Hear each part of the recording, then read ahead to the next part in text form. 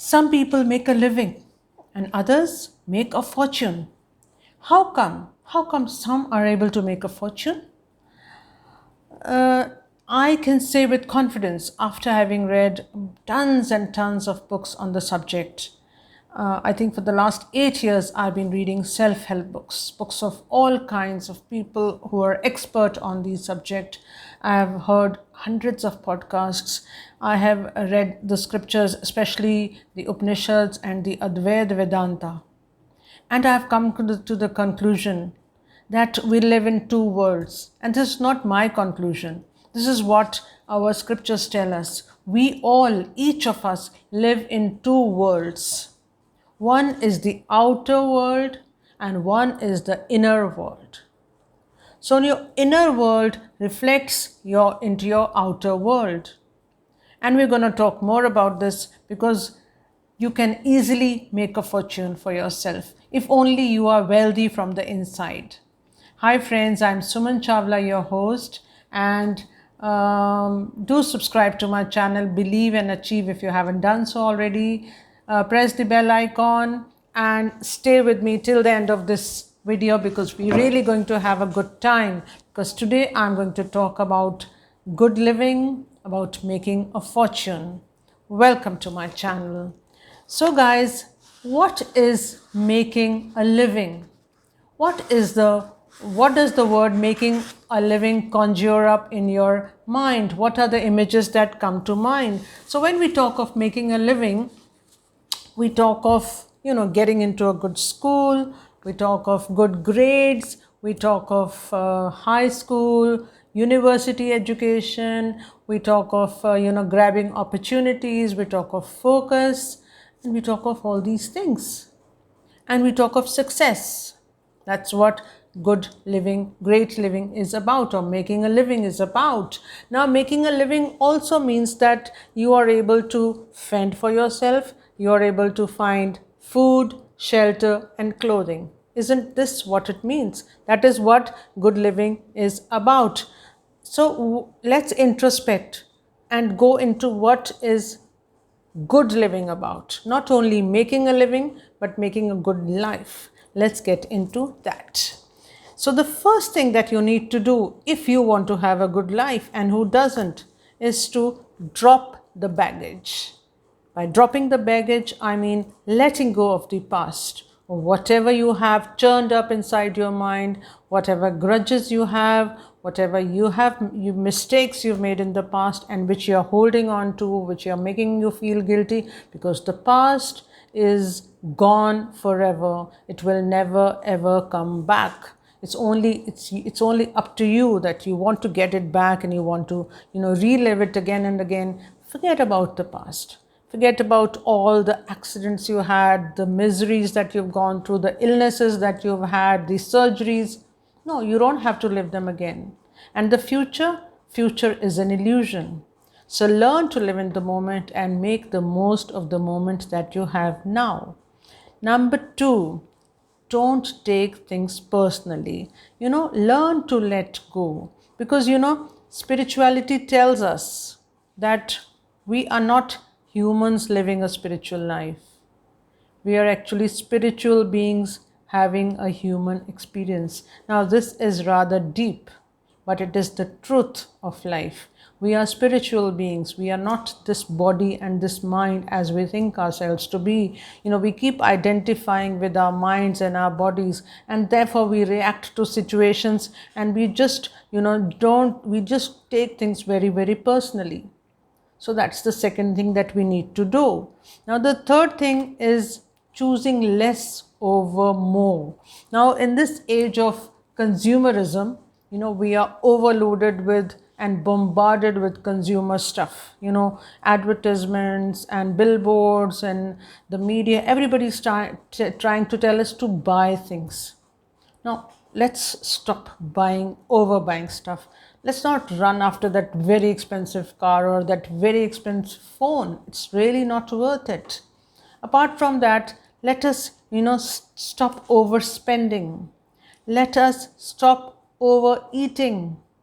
Aren't we just binging away because there's so much to eat, so many meals, magazines and our phones are replete with images of dishes all the time. It's about eating and eating and eating. I think enough.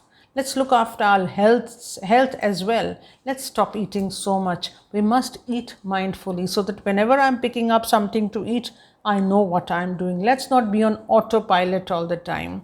Now, Gautam Buddha always talked about the middle path. He said, don't go into the extremes of anything. So did, the Bhagavad Gita. The Bhagavad Gita, the Ashtavakra Gita, especially in that, we are told to follow the middle path. The extremes of anything is not good for our good life. Coming next is decluttering. Now, this is one of my favorites. Ever since I have read, I have been, I have always loved to organize my stuff, but ever since I've read Mary Kondo's books on decluttering, this Japanese woman who became a phenomenon in the last few years. Ever since I read and saw her videos on decluttering, I think my life has changed. So what you need to do is you need to declutter. Start with your wardrobe. The smallest thing that is you start with is your wardrobe. Just get rid of redundant stuff. All those dresses that you haven't worn in years, and which you just stocked up, you've just stashed them away somewhere. Take them out and give them away. I'm sure there'll be somebody who will be so happy to take them. And if you find it difficult to give it away, well, Mary does give us a way to get rid of stuff. She says, just hold it in your hand and ask yourself, do I love this? And if the answer is a real yes, then you keep it. Otherwise, just give it away. No matter that it has sentimental value or that it was so expensive, because it's now not expensive anymore. Once it gets out of the showroom, it doesn't cost as much. In fact, it hardly costs anything. So get rid of extra clothes, extra dishes that you have, pots and pans. Your kitchen may be overloaded. Get rid of extra magazines, all those things that you got stacked away and stuffed in your stores and stuff like that. Just get rid of it. I'm telling you, the space that you get is really worth, because that's going to reflect in the space in your mind. You'll have more to think about. You'll not be overwhelmed with stuff. Now, decluttering, there are other things to declutter as well. How about, decluttering negative people from your life? There are some people, you just have to be with. They don't serve you. They trouble you. Now, you can't always get rid of people. You can't always be away from people.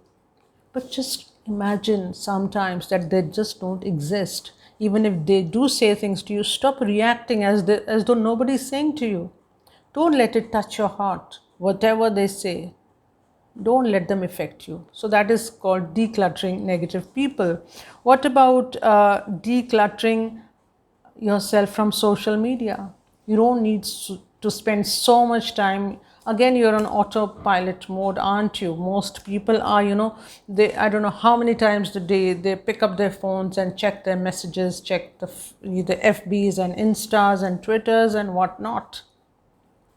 So how about living the way people in Finland? I talked about it in my last video, the happiest country in the world.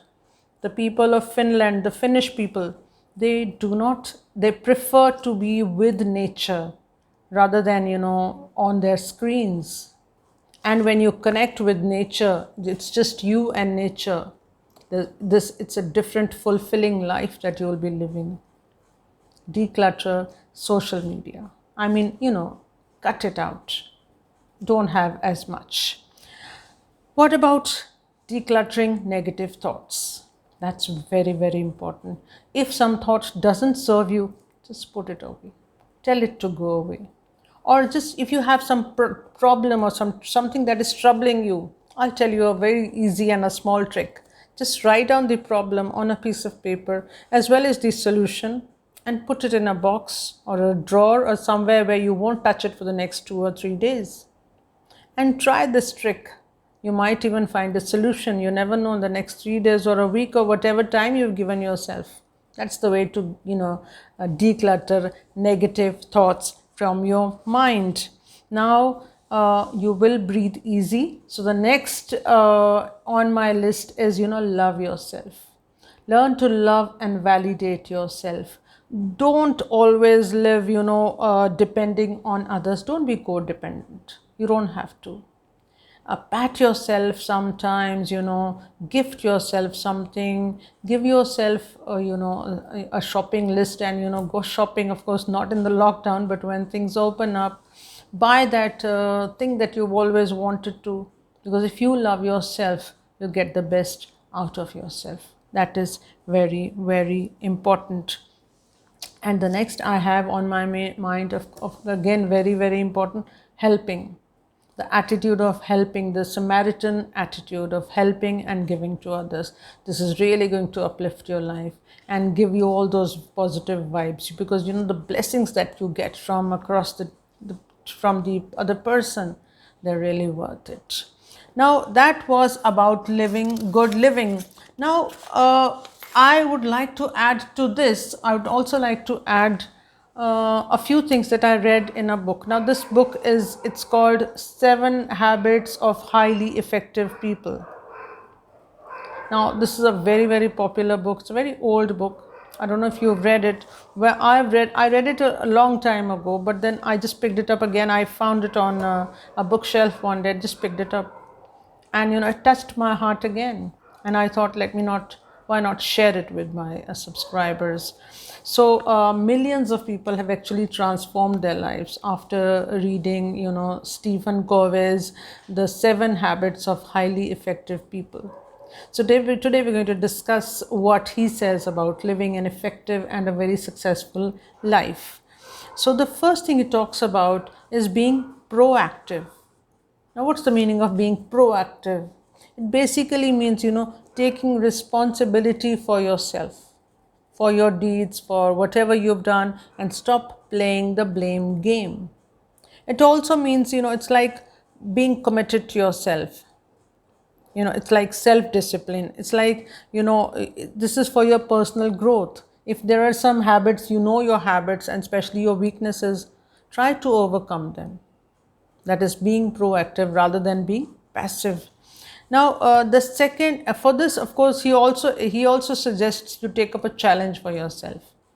If there's something that you don't like about yourself, give yourself a few days and give yourself a time span and challenge yourself to overcome that bad habit of yours, whether it's overeating or lazing around or procrastinating or being disorganized or whatever it is, or not reading enough.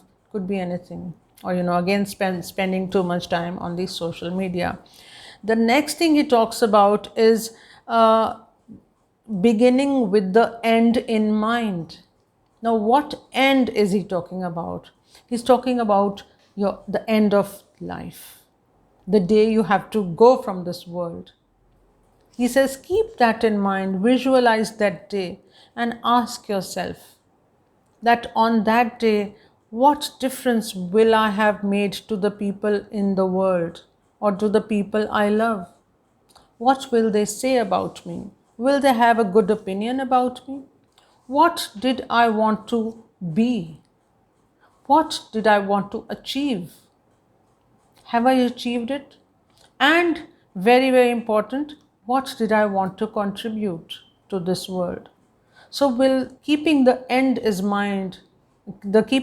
in mind is the way you go about your life. So when you do that, you don't forget that you're supposed to live with a goal and a mission, and not just like robots, moving like a robot, not knowing where you're going. Because we were not born to just, to be born and to have a childhood and then grow up, get married, have children, have a job, and that's it. No, then how are we different from animals? There must be another goal.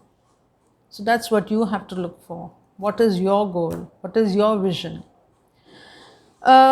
He also talks about, he calls this a personal mission statement. So he says you must have a personal mission statement so that the day you are leaving this world, you have fulfilled your own vision. And the next thing he talks about is put first things first. By this, he means that, each of us has a passion, something that you should be doing, something that you're good at. But then in the humdrum of life, you just forget about it. So he asks you, he says, do that one thing regularly and every day, whether it's for your personal growth or for your professional growth. Whatever you're good at, whatever talent you've been gifted by God, or you want to enhance, work on it regularly. Don't forget it, so that you don't regret it after a few years. And start early. Look for opportunities, because once you master an art or hobby or whatever it is, then nobody can beat you, and success will be at your feet. The next thing he talks about is thinking win-win, a win-win situation where everyone is benefited. So he says your philosophy and your frame of mind should be about cooperation rather than competition. So he says this is about having an abundant mindset. You must have an abundant mindset, so that when you're giving something away, you always know that you have a lot, whether you have a lot or not. But the mindset should be such that you're always sharing. And sharing and caring is the philosophy of most, I think, all religions. We have seen in the lockdown how people have come forward to share whatever they had, no matter they had little or more. So cooperation rather than competition is is the way to go about. I remember I read a quote somewhere that the day you come to know what sharing gives, you'll never be able to eat alone. Isn't it a beautiful quotation? The next thing that he talks about is seek first to understand. By this, he means that, we have all in our schools and colleges, we've all learned to read, write, and speak, but we have not been taught to listen. I do know, CBSE has recently, in the last few years, he's added listening skills in its syllabus. But before that, it was hardly taken up seriously. So most of us don't really listen. Most of the time we are talking, and we're not listening to the other person's point of view. So when you get into somebody's shoes, there are less arguments, and you pick up their point of view. So there's less conflict, whether it's in your mind or in the other person's, or between two people, and you're able to resolve issues much easier. So listening rather than speaking all the time.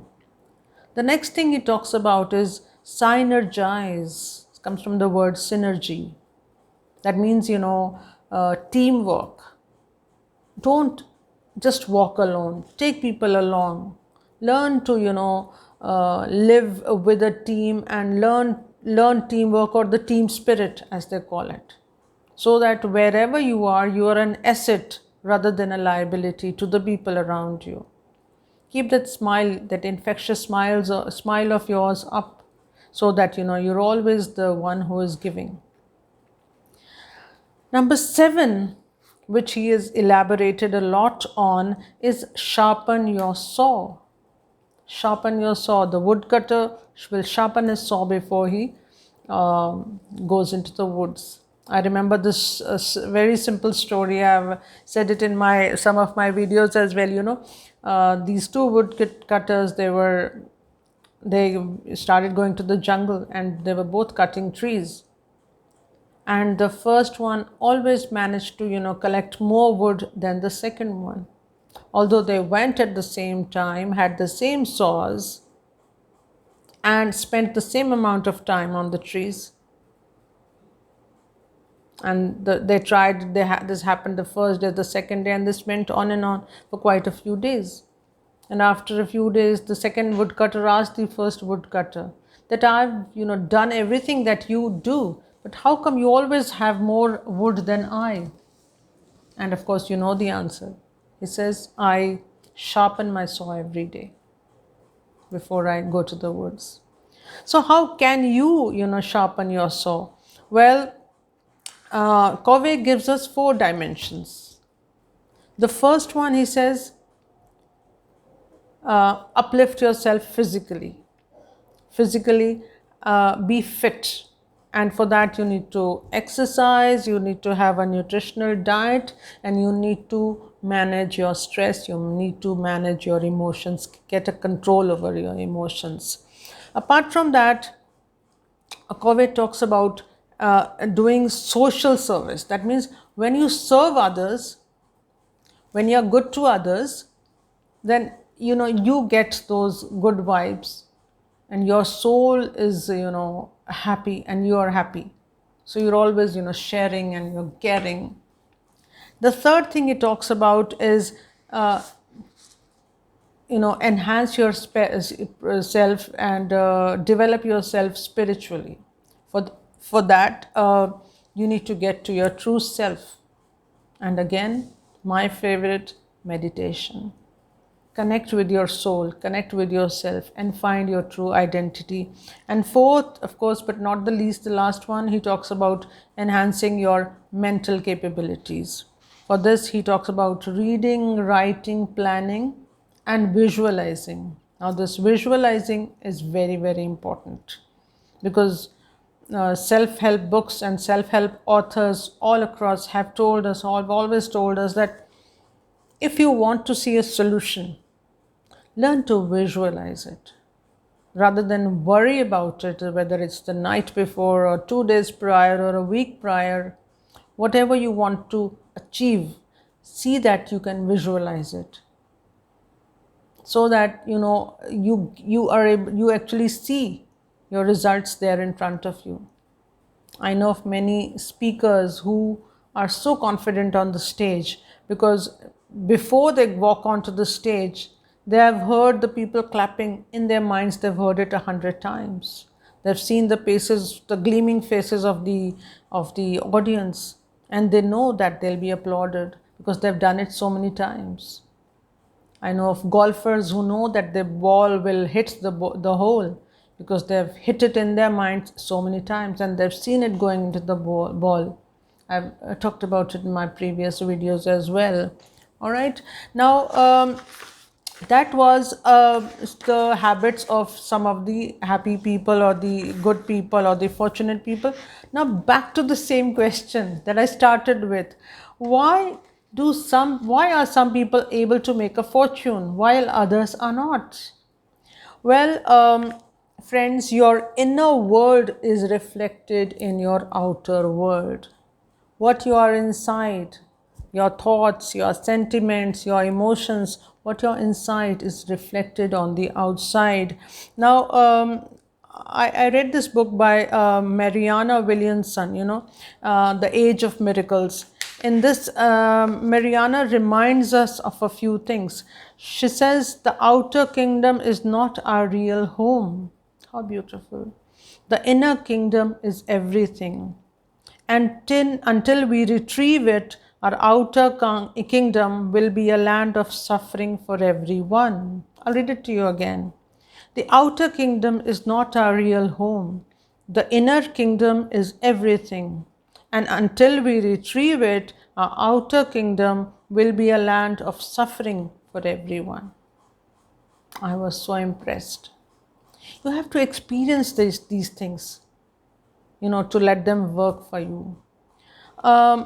She says we are always looking for approval from others. We are codependent on others. So we forget that when we are seeking validation from others, we devalue ourselves, and our mood swings up and down, just like the stock market. So she says, remember to be your own self for reference. Don't let anyone else navigate your life. Mariana also talks about taking ownership of your life. I think this is just a repetition of the philosophy again. Feeling and being in a steady state of mind all the time. She says, be in the driver's seat of your life. Now, I know that we depend on others for approval, and at certain places we do have to depend on others for approval, or for other things. For example, we depend on our alarm clock to wake up us in the morning, and we depend on other drivers on the road. When we are driving, we hope that they be driving in their lanes, so that everyone is safe. And also we depend on our families for comfort and security and love. But the two things that you should not be dependent on others for, those two things are, life's circumstances and relationships. You know, life is a roller coaster ride. You all know that. Things are not good all the time. There are times when things are, dismal, or they're not so good. That's the time the test begins. This is the time you're not supposed to, you're supposed to hold on to your emotions and not react. That's the time when your true test is taken. That's the time when you know that you're supposed to hold on to the steering and not let go. And the second is relationships. Relationships will sometimes bog you down. But if you want to have a good relationship, learn to hold on to, to your reins and not have those angry outbursts. Listen, sitting across the table, most problems can be solved.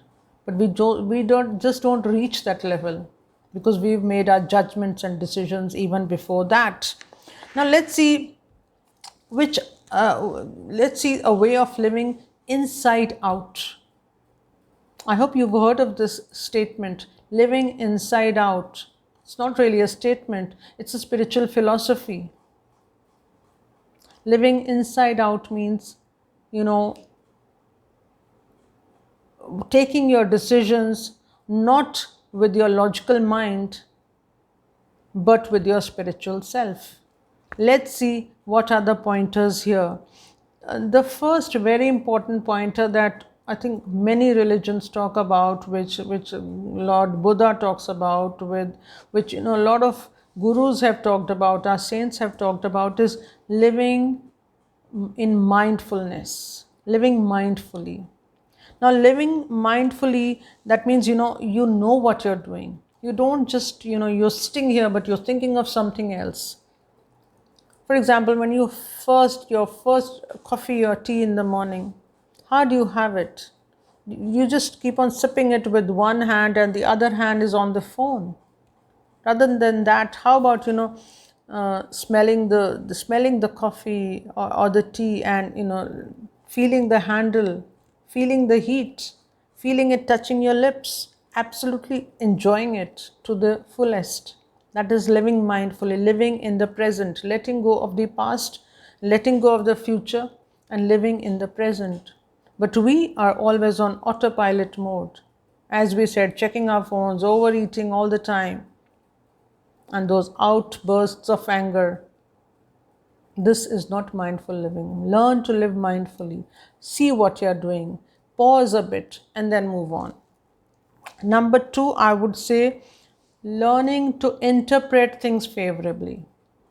If it's raining outside, don't think of the pool of mud that's going to be formed outside your home. Don't think of the clothes that's going to go wet. Think of how the weather is going to affect your mood favorably. So when things are not in your favor, learn to just take them in your stride. Number three, responding rather than reacting to situations. Again, as I have repeated, no angry outbursts. Learn to pause before you give your judgment on anything.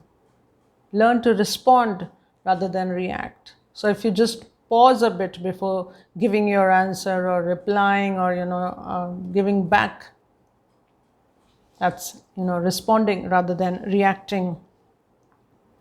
And the next, I would say, letting go of being a perfectionist. On life, there is nothing perfect about life. Life is not about perfectionism. So why go after it?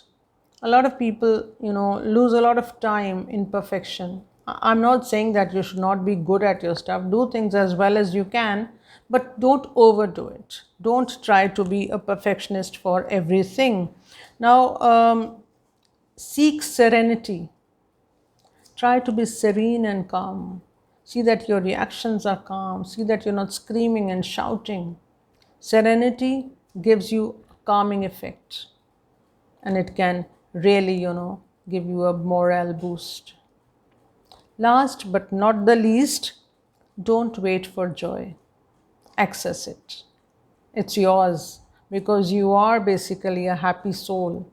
Your inner self is real happiness. You are basically happy from inside. That's the way you were born.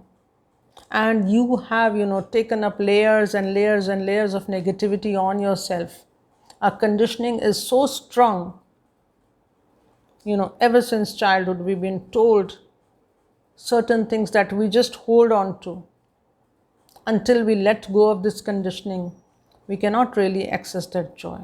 So forget about all these things that you have learned which don't serve you, and live your life according to what you think is right. Live inside out. Joy will be yours, and fortune, it'll come knocking at your doors, I assure you. Friends, I do hope that you are living the life that will lead you to the truth, to salvation, as they say in Christianity, a life that will lead you to the ultimate. Because the sole purpose of us coming on earth is not, as I said earlier, is not to be just born and just, have a childhood and just to grow up, have kids, be domesticated, or have a job. No, that's not the end purpose. The end purpose really is to meet the meet him who made you, or to seek your true home. And a true home is inside. You can find it.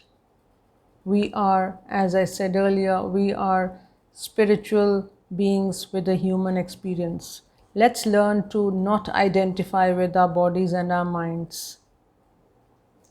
What you have to do is you have to let go and negate all that is not true, and the truth will reveal itself. Because you cannot really run after the truth. You cannot catch the truth. You cannot suddenly become enlightened one day and say, oh, I've got it now, there's no more to be gained. You have to shed off your falsehood, shed off all that is false. Everything around us is false. And slowly, as the layers of your subconscious mind and the layers of your conscious mind are removed one by one, the truth will really reveal itself. As I've said earlier too, Aham Brahmasmi. Advait, there is no duality in the universe. I and the universe is one. The universe is me and I am the universe. See you in my next video. I do hope enjoyed it. Do subscribe and press the bell icon so that we can remain connected. Bye. See you.